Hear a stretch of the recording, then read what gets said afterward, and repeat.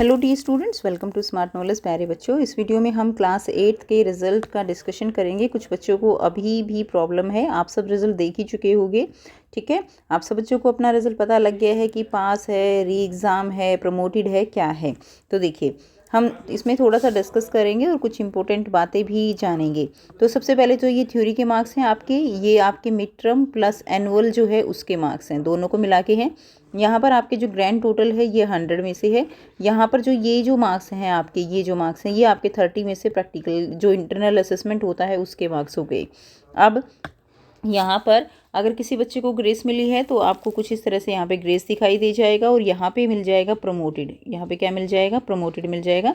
अब ये जो बच्चा है ये क्लियर पास है हर एक सब्जेक्ट में, तो इसलिए यहाँ पे रिजल्ट क्या है? पास का रिजल्ट है। क्लियर।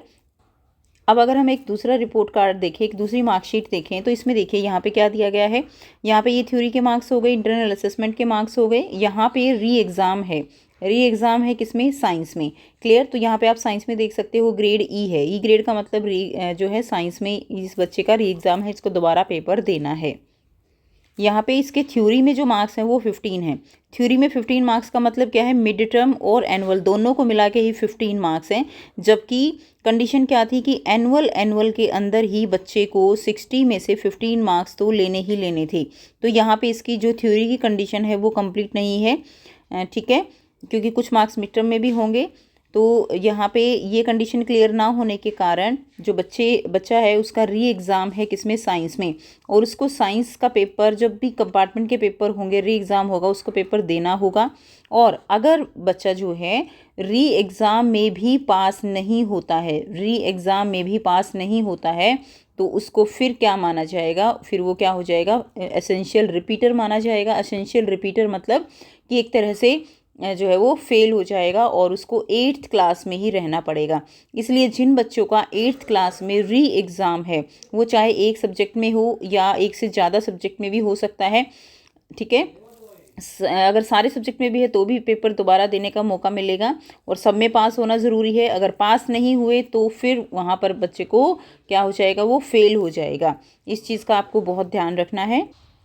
एक और बात बच्चे जो आपको पता होनी चाहिए कि अब जब आपका कंपार्टमेंट का पेपर होगा, जिन बच्चों का कंपार्टमेंट या री एग्ज़ाम का हो, ठीक है, री एग्ज़ाम का जो पेपर होगा उसमें आपके लिए एनुअल जो आपका पेपर होगा उसमें आपके लिए 33% की कंडीशन है। यानी अगर आपका पेपर 60 नंबर का होता है तो 60 में से आपको यहाँ पर 20 नंबर लाने ही लाने होंगे अगर आपका री एग्ज़ाम होता है। क्योंकि जो री एग्ज़ाम का पेपर होगा उसमें ना तो कोई ग्रेस मार्क्स मिलता है, ठीक है, ये बहुत बड़ा लॉस रहता है बच्चों को। ना तो कोई ग्रेस मार्क्स मिलेगा, ना ही उसके अंदर जो मिड टर्म का थ्योरी के अंदर मिड टर्म होते हैं वो जुड़ के पास होगा। क्लियर है। उसको जो री एग्ज़ाम का पेपर होगा उसी में 33%, यानी अगर 60 का पेपर है 8th क्लास का तो उसको 20 नंबर लाने ही लाने होंगे। ठीक है, तो ये कंडीशन रहती है। तो इस चीज़ को आपको बहुत ध्यान से समझना है और पास होने के लिए अच्छे से पढ़ाई, आपको बिल्कुल बढ़िया से पढ़ाई करनी है ताकि आपका साल ख़राब ना हो। तो जिन बच्चों का री एग्ज़ाम है वो बहुत ध्यान से इस चीज़ को समझे। कोई ग्रेस मार्क्स नहीं होगा, एक बार फिर से बता रही हूँ, कोई ग्रेस मार्क्स नहीं होगा, कोई मिड टर्म के मार्क्स जुड़ के पास नहीं होगा।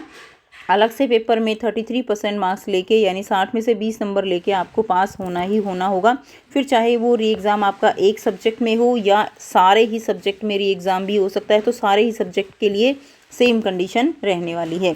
तो आई होप बेटा आप सबको ये चीज़ें क्लियर हैं। फिर भी अगर कोई डाउट हो तो आप पूछ सकते हो।